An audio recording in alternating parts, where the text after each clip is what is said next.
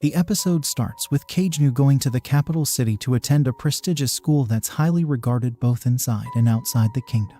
It's a medieval-style society with a strict hierarchy. However, at the school, he's now considered a mediocre background character and is placed in lower dorms and buses. Kejnu's friend teases him about being in the lower dorms, and Kejnu wishes to move up to the upper dorms like his sister. To do this, he has to become the champion at the bush competition.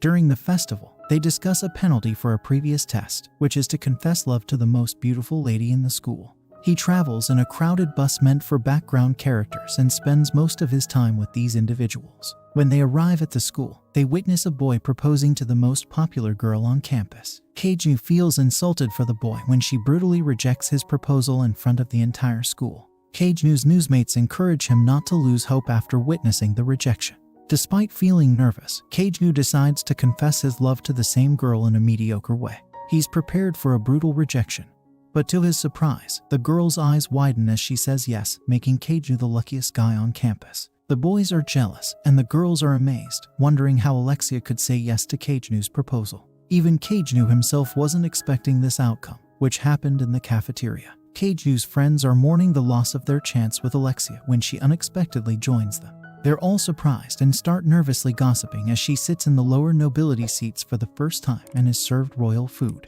However, she chooses to try the ordinary food instead.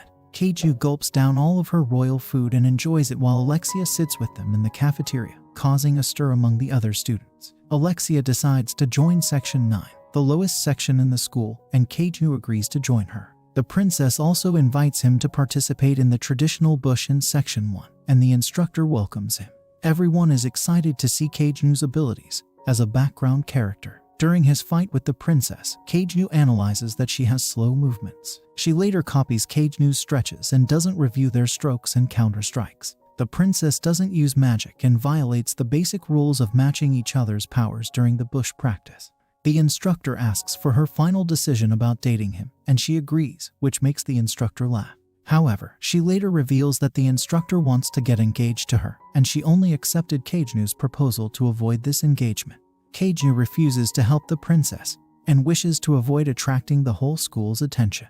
He has no other option but to accept the offer, with the plan to stop after the instructor loses interest in the princess. Kejnu looks unhappy because he knows that he won't be able to give up easily. He doesn't see the ending positively, but the princess assures him that she will take responsibility for whatever happens. She threw a shiny coin onto the floor, and he asked if she thought he was greedy. She answered yes and then threw another coin.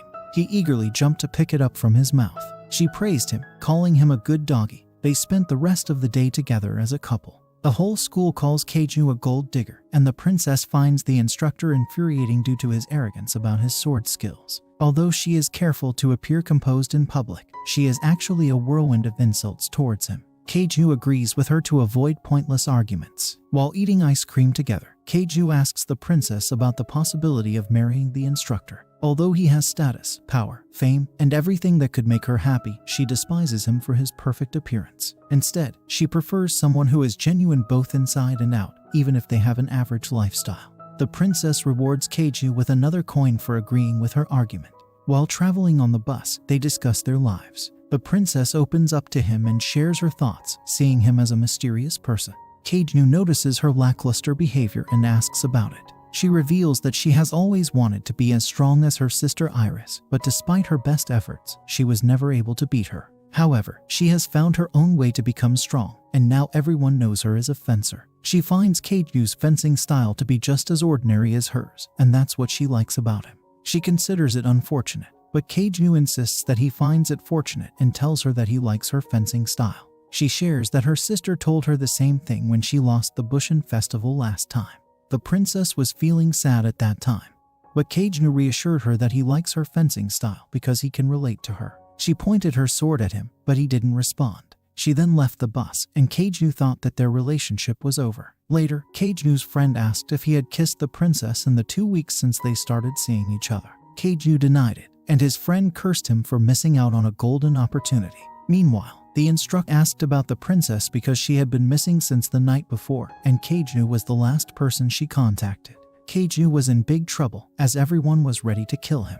With just one command from the instructor, Kejnu surrendered and knelt down in front of the crowd. we see that the princess is being held captive in a cage by an evil doctor. The doctor refers to her as Blood Royal and keeps a demonic creature with one bloody eye and a large hump chained up nearby. The doctor comes to the cage and takes the princess's blood. Meanwhile, Kaiju is tied up with ropes and being tortured by schoolboys. They believe he has kidnapped the princess and are demanding answers, but he denies any involvement and refuses to answer their questions. The boys continue to harm Kaiju by stabbing nails into his thighs. Despite the pain, Kaiju becomes excited because he believes this is his chance to be a background character. He pretends to scream for his life. Meanwhile, the doctor continues to extract the princess's blood until he suddenly becomes insane, triggered by memories of his past. Some individuals had destroyed his laboratory just as his science experiment was about to be completed. In his madness, he begins to attack the nearby demonic creature. The princess remains calm and unafraid as the doctor performs his strange experiment using her blood. Meanwhile, the school authorities are frantically investigating the kidnapping. They believe Kaiju to be the culprit, as he was the last person seen with the princess. The head of the school, who is also the princess's sister, is among those leading the investigation. Kaiju's sister arrives at the scene and pleads for her brother's release from the cruel schoolboy.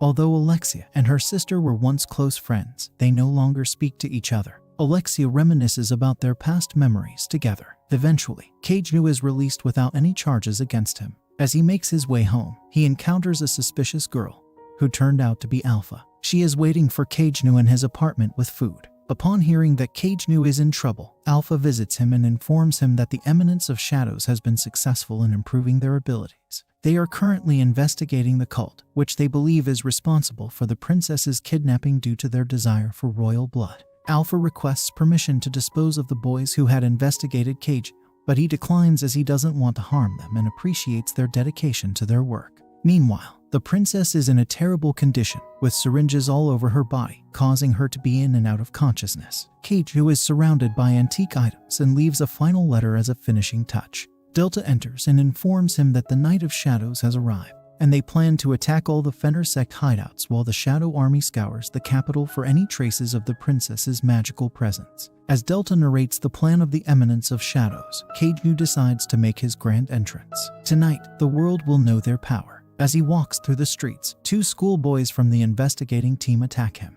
Kaiju, using his superpowers, kills them in self-defense. Kaiju promises that everything will be finished by sunrise, and Delta takes notes of his statement. The Shadow Army destroys several places in the city, and the entire battalion is in action to uncover the truth. The school's princess orders the Night Order to take immediate action to find the suspect. Meanwhile, the evil doctor injects a prototype into the demonic creature, transforming it into a colossal devil that kills the doctor and breaks free from its chains. The creature rampages through the city, terrifying the public and freeing the princess. Alexia returns to the city and encounters a boy from the school who had funded the doctor's research and was involved in the princess's kidnapping. The boy reveals that with the princess's blood and the doctor's research, he can obtain the 12th seat in the rounds, the 12 highest-ranking knights in the order. He would gain both money and fame as the highest-ranked knight. Alexia becomes extremely aggressive and attacks the boy with her sword. He retaliates by insulting her weak powers. After a series of acrobatic moves, he defeats her and makes her kneel down. Suddenly, they hear footsteps and it turns out to be Kaiju, wearing his black Eminence of Shadows attire. If you missed the previous episode, watch the video on the left and don't forget to subscribe to Annie Explainer for more anime recaps.